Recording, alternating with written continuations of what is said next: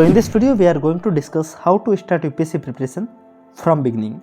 Zero से UPSC की तैयारी कैसे करें, इस वीडियो के अंदर हम जानकारी लेंगे।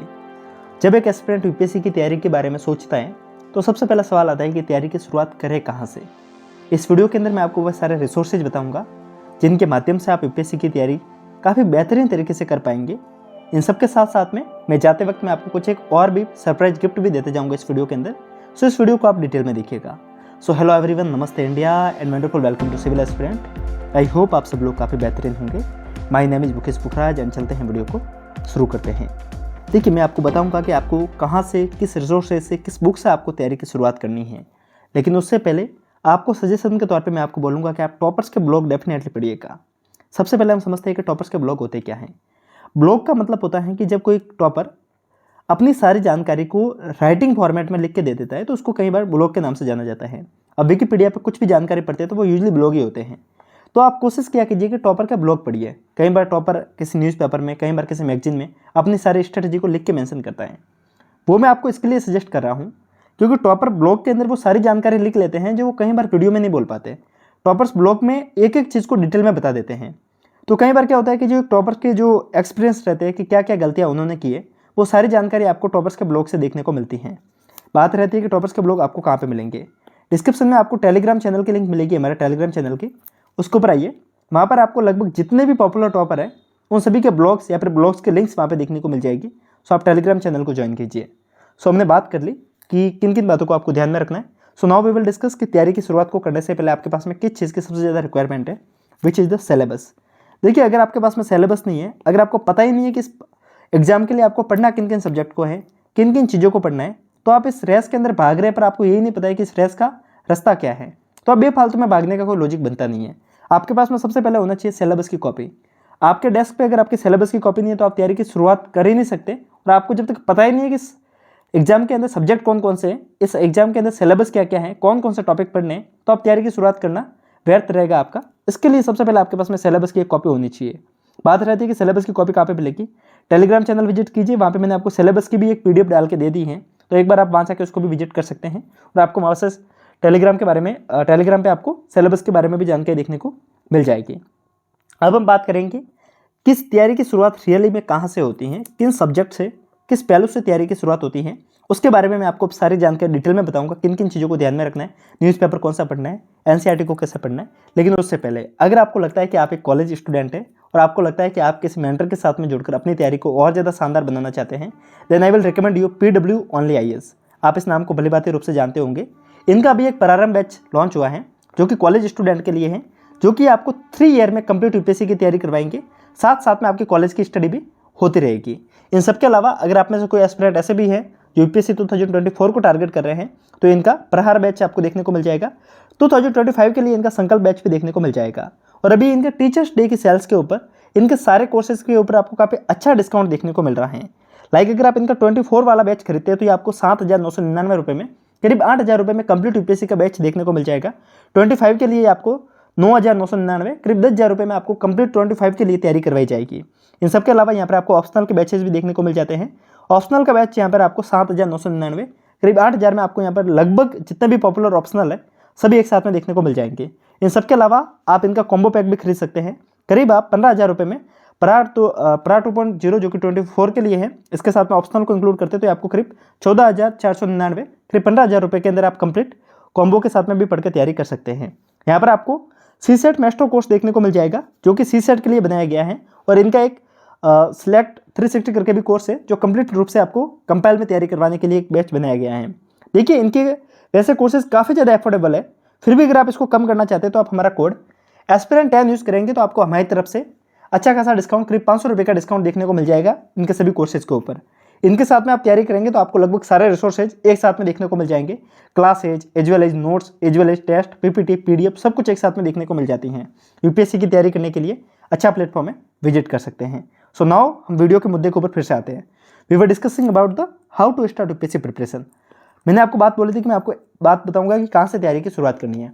मैं ये सोच के आपको ये जानकारी दे रहा हूँ कि आपको यूपीएससी के बारे में कुछ भी पता नहीं है।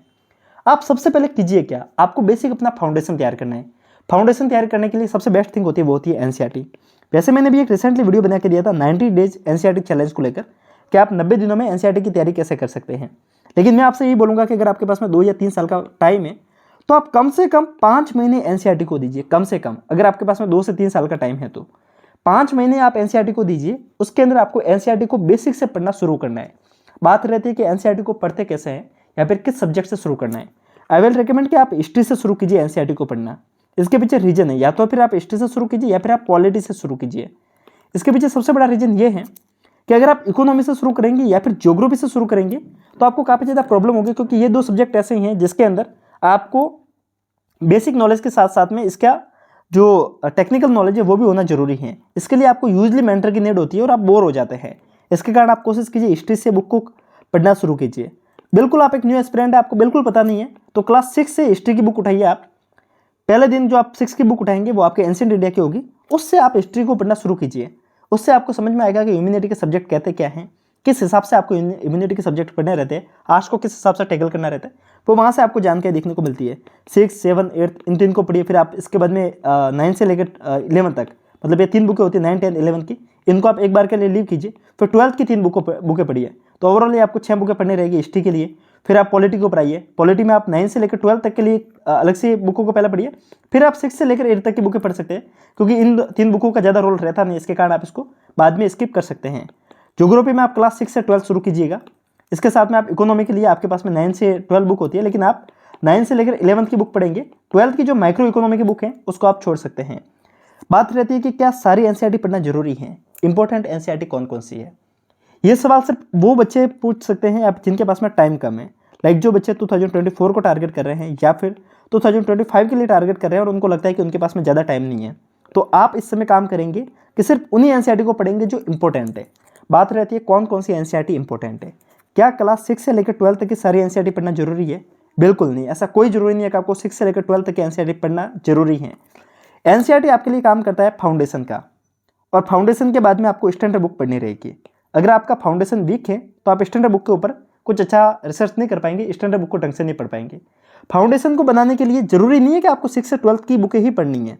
अगर आप आपकी अंडरस्टैंडिंग को अच्छा बनाते हैं तो मैक्सिमम तौर पे आप 10th से 12th तक की बुक, मतलब 10th, 11th और 12th, इन 3 क्लास की बुकें मस्ट होती हैं। मैंने आपको जैसे अभी शुरुआत में हिस्ट्री का एग्जाम्पल बताया, 6 से लेकर 8 तक की ये 3 बुकें पढ़िए। फिर उसके बाद में 10 से लेकर 11 से लेकर, वापस चाहूँगा मैं, 6 से लेकर 8 तक की 3 बुकें पढ़िए। उसके बाद में आप 12th की 3 बुकें पढ़िए। बीच में बुक रहती है 9th, 10th और 11th। ये 3 बुकें आप चाहे तो स्किप कर सकते हैं, क्योंकि वर्ल्ड हिस्ट्री की होती है और वर्ल्ड हिस्ट्री को आप किसी भी कोचिंग के नोट से पढ़ सकते हैं। बात रहती है पॉलिटी के लिए, मैंने आपको पहले भी बताया, फिर से बताता हूँ। पॉलिटी एक ऐसा सब्जेक्ट है जिसके लिए आपके पास में लक्ष्मीकांत है, और लक्ष्मीकांत पर लगभग वो सारे पहलू देखने को मिल जाएंगे जो एनसीईआरटी में होते हैं। इसके लिए आपको सिर्फ एक बेसिक अंडरस्टैंडिंग होना जरूरी है। इसके लिए आप हो सके तो आप 9 से लेकर 12 तक पढ़िए, और या फिर अगर आपके पास में इतना भी टाइम नहीं है तो आप शुरुआत में 11, 12 को पढ़िए। फिर उसके बाद में 9, 10 को पढ़िए। आपको समझ में आ जाएगा कि 9, 10 को पढ़ने की इतनी ज़्यादा रिक्वायरमेंट नहीं है। 11, 12 में आपका काफ़ी सारा कॉन्सेप्ट क्लियर हो जाता है। फिर भी अगर आपके पास में टाइम है तो 9, 10 को पढ़िए। आप 6 से लेकर 8 तक के एनसीईआरटी को पॉलिटिकली स्किप कर सकते हैं।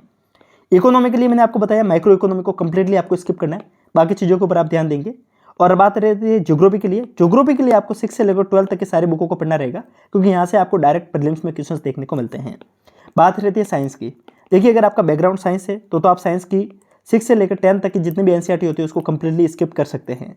फिर भी अगर आपको लगता है कि आपके पास में ज़्यादा डाउट है साइंस को लेकर, तो मेरा मानना ये कि 6 से लेकर 10 तक इन 4 बुकों के ऊपर ज़्यादा टाइम देने से बेटर है आप किसी भी एक अच्छी स्टैंडर्ड बुक को खरीदिए, लाइक किसी भी कोचिंग के नोट्स को खरीद लीजिए, और वहाँ से आप बेसिक साइंस को पढ़िए, और फिर इसके बाद में आप साइंस एंड टेक पे आएंगे तो आपका साइंस का पोर्शन कवर हो जाएगा।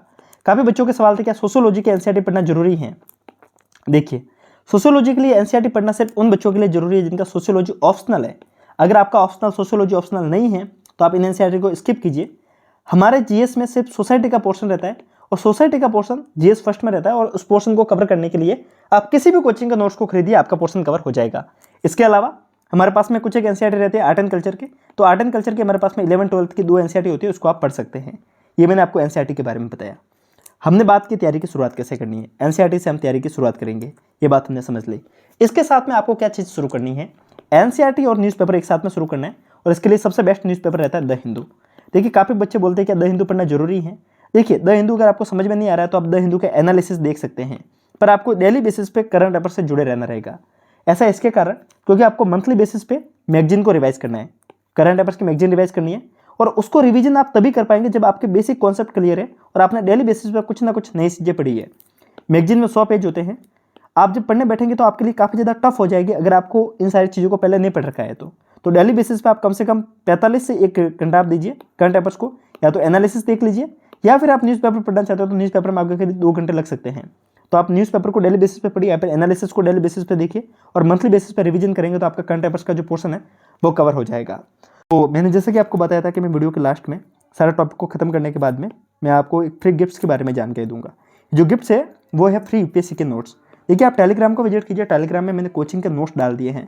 तो जितने भी बच्चों को ये प्रॉब्लम थी कि हमने सिलेबस को पढ़ लिया, एनसीईआरटी को पढ़ लिया, हमें बेसिक चीज़ों को पढ़ना है कि क्या क्या सिलेबस में होती है, किन किन सब्जेक्ट को पढ़ना रहता है, तो उसके लिए आपके लिए नोट्स हेल्प कर सकते हैं। तो आपको सारे नोट्स देखने को मिल जाएंगे, डिस्क्रिप्शन विजिट कीजिए। इस सब के अलावा भी मैंने भी रिसेंटली व्हाट्सअप सर्विस भी शुरू की है उन बच्चों के लिए जिनके डाउट जेन्युइन है और जिनको लगता है कि उनकी कोई हेल्प नहीं कर रहा है। तो आप अपने सारे क्वेश्चंस डायरेक्ट मेरे से पूछ सकते हैं। डिस्क्रिप्शन में आपको नंबर देखने को मिल जाएंगे, आप मेरे से डायरेक्ट बात कर सकते हैं। पर शर्त इतनी सी रहेगी कि आपका क्वेश्चन जेन्युइन होना चाहिए। बकवास क्वेश्चंस जिसके लिए मैंने वीडियो ऑलरेडी बना रखा है, काफ़ी लोग मुझे बोल रहे हैं कि मेरे लिए रूम ढूंढ के दे दीजिए, ऐसे क्वेश्चंस के लिए व्हाट्सअप सर्विस मैंने शुरू नहीं की है। कुछ ऐसे क्वेश्चन जहाँ पे आपकी कोई बंदा हेल्प नहीं कर रहा है, मेरे से पूछिए। अगर मेरे लायक क्वेश्चन होगा तो मैं आपको डेफिनेटली जवाब दूंगा। सब्र कीजिएगा, क्योंकि मैं आपके लिए कंप्लीटली पूरे दिन नहीं बैठा हूँ। जब भी मुझे टाइम मिलेगा तो मैं आपके लिए ये सारी चीज़ें फ्री ऑफ कॉस्ट करूँगा। देखिए, एक्चुअल में मैं जितने भी आपके लिए सारी वीडियो वगैरह बना के देता हूँ बिल्कुल फ्री ऑफ कॉस्ट रहती है। मेरे पास इतना टाइम नहीं रहता है। मैं आपसे बस इतनी सी रिक्वेस्ट करता हूँ कि आप लाइक कमेंट कीजिए, जितनी आपकी तरफ से आप मुझे जो भी हेल्प कर सकते हैं वो कीजिए। लेकिन आप थोड़ा बहुत इतना भी भरोसा रखिए कि अगर मैं आपको कुछ चीज़ सर्विस प्रोवाइड कर रहा हूँ तो थोड़ा सा सब्र भी किया कीजिए, आपको सारी चीज़ें देखने को मिल जाएगी। लास्ट में जाते जाते थैंक यू, आपने इस वीडियो को इतना टाइम तक देखा और साथ साथ में पढ़ते रहिए। सारी जानकारी आपको डिस्क्रिप्शन में देखने को मिल जाएगी। अगर आपको वीडियो अच्छा लगा तो कमेंट करके बताइएगा। मिलते हैं, तब तक के लिए हंसते रहिए, मुस्कुराते रहिए, साथ साथ में पढ़ते भी रहिए। किसी और दिन, किसी और रोज, किसी और टॉपिक के साथ में फिर मिलेंगे। तब तक के लिए जय हिंद।